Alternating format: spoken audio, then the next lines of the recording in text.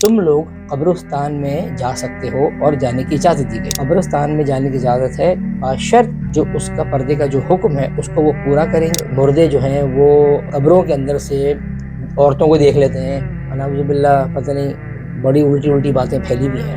اگر وہ نکاح نہیں ٹوٹتا تو اس کا مطلب یہ ہے کہ اگر وہ مرنے کے بعد ایک اور نکاح کر رہا ہے تو وہ 5واں نکاح کہلائے گا، جس کی دین میں اجازت نہیں ہے۔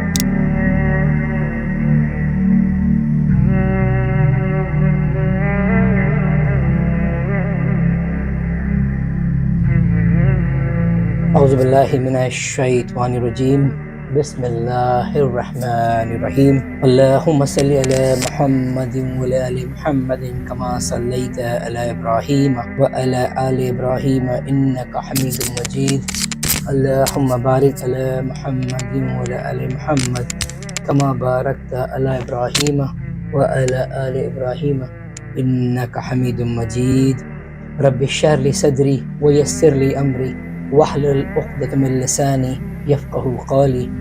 اے میرے رب، میرے سینہ میرے لیے کھول دے اور میرے کام کو مجھ پر آسان کر دے، اور میری زبان کی گراہ کو بھی کھول دے تاکہ لوگ میری بات کو اچھی طرح سے سمجھ سکیں۔ تمام تعریفیں اللہ کے لیے، اور آپ صلی اللہ علیہ وآلہ وسلم اللہ کے آخری اور پیارے نبی ہیں۔ شروع اللہ کے نام سے۔ آج کا جو میں ٹاپک آپ کے سامنے لے کر آیا ہوں وہ بہت امپورٹنٹ ٹاپک اس لیے ہے کہ بہت زیادہ لوگوں نے اس ٹاپک کے لیے مجھ سے کہا کہ میں اس پر ضرور ایک ویڈیو بنا دوں تاکہ لوگوں کو وہ چیز سمجھ میں آ جائے جو ہمارے دین نے ہمیں بتائی ہے، سمجھائی ہے، اور ہمیں نبی پاک صلی اللہ علیہ وآلہ وسلم کی زندگی سے ملتی ہے۔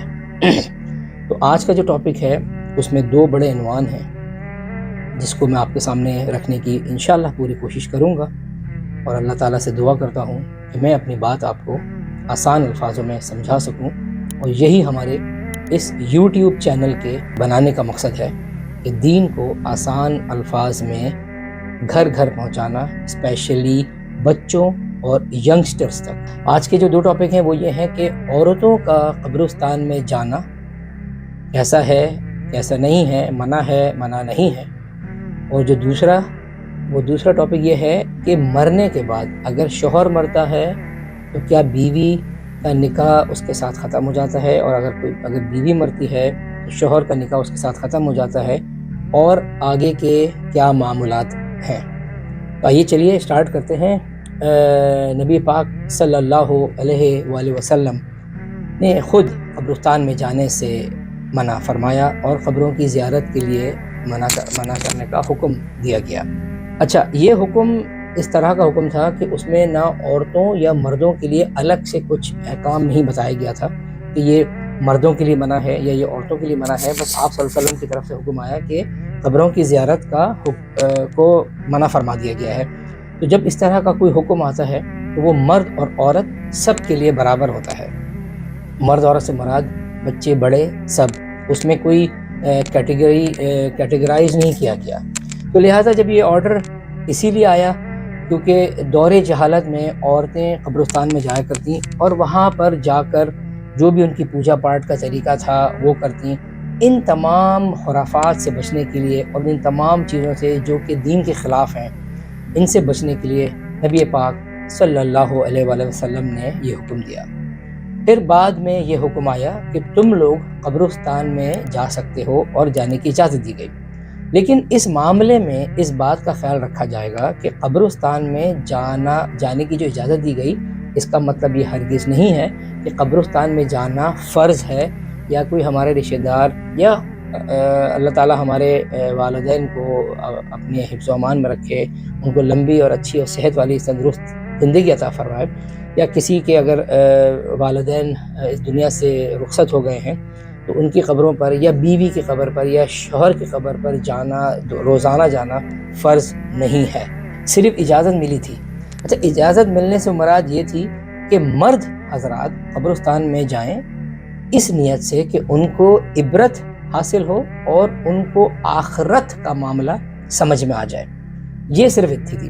خواتین کو قبرستان میں جانے کی اجازت ہے، بشرط ہے، کنڈیشن ہے عورتوں کے اوپر قبرستان میں جانے کی اجازت ہے، بشرط کہ وہ پردے کا جو پورا اہتمام ہے، جو اس کا پردے کا جو حکم ہے اس کو وہ پورا کریں گی، اس کو بجا لائیں گی، اور اس بات کا خاص خیال رکھا جائے گا کہ قبر پر جا کر استقامت سے کام لیا جائے۔ مطلب ایسا نہ ہو کہ اگر وہ قبر پہ گئی ہیں، اگر وہ شوہر کی قبر ہے یا باپ کی قبر ہے تو وہاں جا کر زور زور سے چیخنا، چلانا، رونا، یا پتہ چلا وہ بے ہوشی ہو گئی۔ اب ایسی صورت میں نامحرم کو ہی ہاتھ لگا کر ان کو اٹھانا پڑے گا، بٹھانا پڑے گا، یا ہسپتال لے جانا پڑے گا، یا کوئی اور معاملات ہیں۔ تو اسی لیے عورتوں کو قبرستان میں جانے سے ممانعت ہے۔ جو مطلب تمام جتنے بھی عالم دین ہیں اس وقت، ان تمام عالم دین کا جو اجماع ہے، ایک جیسی رائے یہی ہے، فی زمانہ عورت کا قبرستان میں جانا جو ہے وہ صحیح نہیں ہے، اور عورتوں کو قبرستان میں جانے سے گریز کرنا چاہیے۔ اس کی وجہ یہی ہے کہ آج کل حالات وہ نہیں ہیں کہ عورتیں قبرستان میں چلی جائیں۔ لیکن میں پھر آپ سے وہی بات دوبارہ دہراؤں گا، عورتوں کا قبرستان میں جانا منع نہیں ہے، وہ جا سکتی ہیں، بشرط ہے کہ وہ استقامت سے کام لیں اور پردے کا پورا اہتمام ہو، اور کوشش کریں کہ ساتھ میں کوئی محرم ساتھ ہو، کوئی مرد ساتھ ہو۔ دیکھیں، اللہ کی عبادت جب ہم کرتے ہیں تو اللہ تعالیٰ ہمیں اس کا کوئی اجر دیتا ہے، اس کے بدلے ہمیں ثواب ملتا ہے، ہماری نیکیاں بڑھتی ہیں یا ہمارے گناہ مٹا دیے جاتے ہیں۔ لیکن قبرستان میں جانے سے ہمیں عبرت ملتی ہے، ہمیں اپنا آخرت کا معاملہ سمجھ میں آتا ہے، اس سے ہمیں کوئی ثواب نہیں ملتا۔ ہم قبرستان میں جا کر جو ایصال ثواب کی دعا کرتے ہیں، جو لوگ قبرستان میں دفن ہیں، وہ دعا ہم گھر سے بیٹھ کے بھی کر سکتے ہیں، وہ دعا ہم قبرستان کے باہر سے گاڑی میں بیٹھ کے بھی کر سکتے ہیں، اور وہی دعا ہم دنیا کے کسی بھی ملک میں، کسی بھی کونے میں بیٹھ کر کسی کے لیے بھی دعا کی جا سکتی ہے۔ اللہ تعالیٰ کو دعا پہنچتی ہے، اللہ تعالیٰ کو آپ کی حاضری سے کوئی لینا دینا نہیں ہے۔ اسی لیے اگر آپ نے اپنے کسی پیارے کے لیے ایصال ثواب کی دعا کرنی ہے وہ آپ گھر سے بیٹھ کے بھی کی جا سکتی ہے۔ اچھا، اس کی مثال میں آپ کو دیتا ہوں کہ ایک بار حضرت عائشہ رضی اللہ تعالیٰ عنہ قبرستان سے آ رہی تھیں تو عبداللہ بن ابو ملیکہ نے دریافت کیا کہ آپ کہاں سے آ رہی ہیں؟ تو عائشہ رضی اللہ تعالیٰ عنہ فرماتی ہیں کہ عبد الرحمن بن ابو بکر اپنے بھائی کی قبر سے۔ آپ سمجھ رہے ہیں؟ تو کیا رسول اللہ صلی اللہ علیہ وسلم نے زیارت قبور سے منع نہیں فرمایا؟ عائشہ رضی اللہ تعالیٰ عنہ فرماتی ہیں بالکل، آپ صلی اللہ علیہ وسلم نے منع فرمایا تھا، لیکن بعد میں اس کی اجازت دے دی تھی۔ اس کا مطلب یہ ہے کہ آپ صلی اللہ علیہ وسلم نے اجازت دے دی تھی، اور عورتوں کے لیے بھی اجازت ہے، اور اگر عورتوں کے لیے ممانعت ہوتی تو عائشہ رضی اللہ تعالیٰ عنہ قبرستان سے واپس نہیں آ رہی ہوتی، اور قبرستان کی زیارت کر کے واپس نہیں آ رہی ہوتی۔ اچھا، عورتوں کو اجازت صرف اسی لیے ملی تھی تاکہ وہ بھی مردوں کی طرح اپنی آخرت کی تیاری کر سکیں، بالکل ٹھیک اسی طرح جس طرح مرد قبرستان میں جا کے اس بات کو سمجھتے ہیں کہ ہمیں اپنی آخرت کو نہیں بھلانا چاہیے، اور ہمیں ڈرنا چاہیے، اور ہمیں اپنے معاملات بہتر کرنے چاہیے اور سیدھے کرنے چاہیے، یہی عورتوں کے لیے بھی ہے۔ آپ لوگوں کو پتہ ہی ہوگا کہ رسول اللہ صلی اللہ علیہ وآلہ وسلم جہاں دفن کیے گئے ہیں وہ حضرت عائشہ رضی اللہ تعالیٰ عنہ کے گھر کا حصہ تھا۔ اسی جگہ پر حضرت عائشہ رضی اللہ تعالیٰ عنہ کے والد حضرت ابو بکر صدیق رضی اللہ تعالیٰ عنہ بھی موجود ہیں۔ جب حضرت عائشہ رضی اللہ تعالیٰ عنہ فرماتی ہیں کہ میں وہاں جب اس حصے میں جاتی تو اپنے سر پر دوپٹے کے بغیر چلی جاتی، لیکن جب سے حضرت عمر رضی اللہ تعالیٰ عنہ کی وہاں تدفین ہوئی، اللہ کی قسم عمر کی حیا کی وجہ سے میں وہاں کبھی بھی پردے کے بغیر نہیں گئی۔ تو اس کا مطلب کیا ہوا کہ اکثر آپ لوگوں نے یہ باتیں اڑا رکھی ہیں، جن لوگوں نے دین کو نہیں سمجھا ہے، غلط باتیں کر رہے ہیں بغیر ریسرچ کے، کہ مردے جو ہیں وہ قبروں کے اندر سے عورتوں کو دیکھ لیتے ہیں، نعوذ باللہ، پتہ نہیں بڑی الٹی باتیں پھیلی ہوئی ہیں۔ ایسا بالکل ہرگز نہیں ہے۔ قرآن کو سمجھیں، دین کو سمجھیں، اسلام کو سمجھیں، اور سب سے زیادہ سیرت نبی صلی اللہ علیہ وسلم کو پڑھنے کی کوشش کریں، آپ صلی اللہ علیہ وسلم کی زندگی کو دیکھیں، سمجھیں۔ ہمیں دین پورا بالکل کرسٹل کلیئر نظر آ جائے گا کہ ہم کیا غلط کر رہے ہیں، کیا نہیں غلط کر رہے ہیں۔ تو جب عائشہ رضی اللہ تعالیٰ نے فرما دیا کہ میں عمر کی حیا کی وجہ سے وہاں پردے کے بغیر نہیں جاتی، تو اس کا مطلب یہ ہے کہ اجازت ہے، لیکن پردے کے ساتھ۔ اچھا، ایک اور بھی معاملہ ہے جو میں یہاں آپ کو بتا دینا چاہتا ہوں کہ اکثر اور اوقات آپ نے یہ دیکھا ہوگا کہ عورتیں جو ہیں وہ پوچھتی ہیں سوال کہ کیا جنازے کے ساتھ عورتیں قبرستان جا سکتی ہیں؟ تو جی نہیں، عورتوں کا قبرستان میں جنازے کے ساتھ جانا منع فرمایا ہے، لیکن اگر کوئی عورت پردے میں اپنے غم میں نڈھال، اس کو پتہ ہی نہیں ہے کہ ہو سکتا ہے کہ اس کے شوہر کا انتقال ہوا ہے، بیٹے کا انتقال ہوا ہے، باپ کا، لیکن اگر غم کی وجہ سے غم میں نڈھال اس کو پتہ ہی نہیں ہے کہ وہ کیا کر رہی ہے، لیکن اگر پردے میں ہے اور وہ بے ساختہ چل پڑتی ہے قبرستان، تو اس میں کوئی ممانعت نہیں ہے۔ ٹھیک ہے، یہ بات ہمیں سمجھ میں آ گئی۔ اچھا، اب ہم نے یہ دیکھ لیا معاملہ کہ عورتوں کا قبرستان میں جانا منع ہے نہیں ہے، یہ ہم نے سب دیکھ لیا۔ اب ہم دیکھتے ہیں جو میں نے آپ سے کہا تھا، ہمارا جو سیکنڈ ٹاپک ہے وہ یہ ہے کہ مرد کے مرنے کے بعد بیوی کا مرد سے نکاح ٹوٹ جاتا ہے، اور اسی طرح وائس ورثہ، کیا میاں کے بیوی کے مرنے کے بعد میاں کا بیوی کے ساتھ تعلق کیا قائم رہتا ہے نہیں رہتا ہے، تو اس پر ہم تھوڑی سی نظر ڈالتے ہیں۔ کوئی بھی شخص میاں یا بیوی ان دونوں میں سے اگر مر جاتا ہے تو نکاح دنیاوی طور پر ختم ہو جاتا ہے، اخروی طور پر ختم نہیں ہوتا۔ اس کی مثال میں آپ کو دیتا ہوں کہ جیسے کہ فار ایگزامپل ہمارے ہاں مسلمانوں میں مرد کو 4 نکاح کی اجازت ہے۔